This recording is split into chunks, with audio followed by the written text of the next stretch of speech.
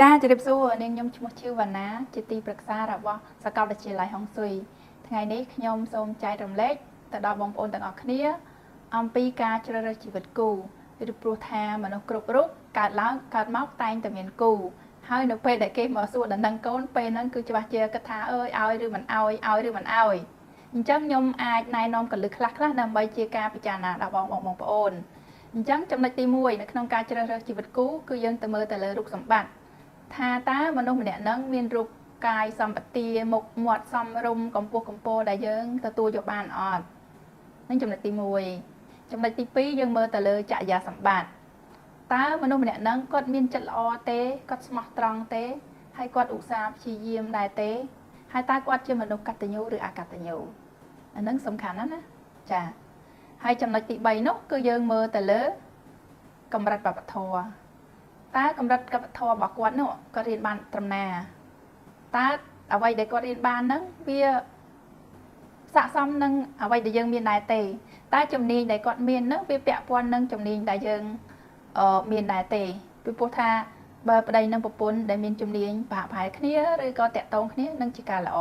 ក្នុងការប្រកបរបរអាជីវកម្មឬក៏ក្នុងការធ្វើការនៅក្បែរគ្នា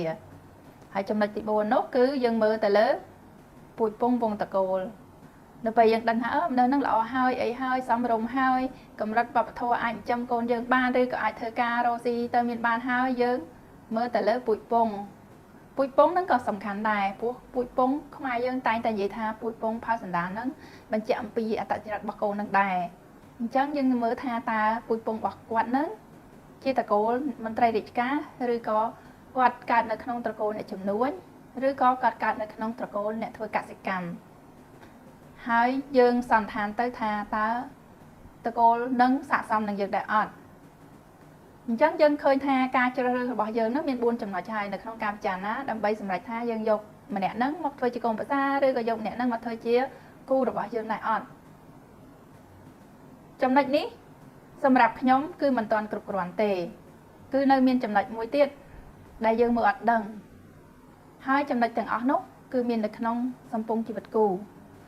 ចឹងសួរថាតើការមើលសម្ពង់ជីវិតគូនឹងមានអ្វីខ្លះការមើលសម្ពង់ជីវិតគូនឹងគឺយើងអាចដឹងអំពីថានៅពេលដែលមនុស្សពីរនាក់ចាប់ផ្ដើមរស់នៅជាមួយគ្នាតើគាត់ជួយយឹតយងគ្នាដែរទេឬក៏គាត់ប្រទាញគ្នាចោះឬក៏គាត់នៅជាមួយគ្នាហើយគាត់រកស៊ីមានបានគឺអាហ្នឹងគឺមានបង្ហាញនៅក្នុងសម្ពង់ជីវិតគូគឺអាចបង្ហាញថាពេលចាប់ដៃគ្នាហើយគាត់រកស៊ីមានបានរុងរឿងចំណុចមួយទៀតនៅក្នុងសម្ពង់ជីវិតគូដែរដែលយើងមិនអាចសន្និដ្ឋានបានហ្នឹងគឺតាក់ទងនឹងសម្ព័ន្ធភាពប្តីប្រពន្ធនៅពេលដែលគាត់រស់នៅជាមួយគ្នាយើងអត់ដឹងទេថាតើគាត់នឹងរលូននៅក្នុងដំណេកដែរទេឬក៏គាត់មានភាពរកាំរកូសនៅក្នុងដំណេកដែរទេពីព្រោះថាបច្ចុប្បន្នហ្នឹងយើងឃើញថាមនុស្សឆ្លោះប្រកែកប្រច័ណ្ឌគ្នាច្រើនពាក់ព័ន្ធនឹងដំណេកច្រើនណាស់ចឹងហើយមុនយើងសម្រេចចិត្តយើងត្រូវមើលទៅឲ្យដឹងសិនថាតើពួកគាត់រលូនអត់ព្រោះហ្នឹងជាចំណុចសំខាន់បើផ្នែកនឹងមិនរលូនទេពួកគាត់ក៏ឆ្លោះគ្នាដែរឆ្លោះគ្នាញឹកញាប់អញ្ចឹងហើយនៅក្នុងសម្ពង់ជីវិតគូហ្នឹងគឺជាចំណុចដែលពិសេសជាងគេនៅក្នុងការជ្រើសរើសជីវិតគូហើយបើសិនជាបងប្អូនចង់ចេះពីវិជ្ជាហ្នឹងបងប្អូនក៏អាចមកចុះឈ្មោះរៀនបានដែរនៅក្នុងសាកលវិទ្យាល័យហុងស៊ុយគឺមានបង្រៀនមុខវិជ្ជាសម្ពង់ជីវិតគូដែលមានចំណងជើងថា debt selection ជាន់ខ្ពស់បានន័យថាការជ្រើសរើសពេលលាពិសេសហើយជាបញ្ចប់នេះបើបងប្អូនមានចំណាប់អារម្មណ៍ក្នុងការមើលសម្ពង់ជីវិតគូបងប្អូនអាចតាក់ទងមកសាកលវិទ្យាល័យហុងស៊ុយឬក៏តាមរយៈលេខ089 98 88និង94សូមអរគុណសាកលវិទ្យាល័យហុងស៊ុយបណ្ដុះបណ្ដាលវិជ្ជាជីវៈហុងស៊ុយបែបវិទ្យាសាស្ត្រនិងធម្មជាតិ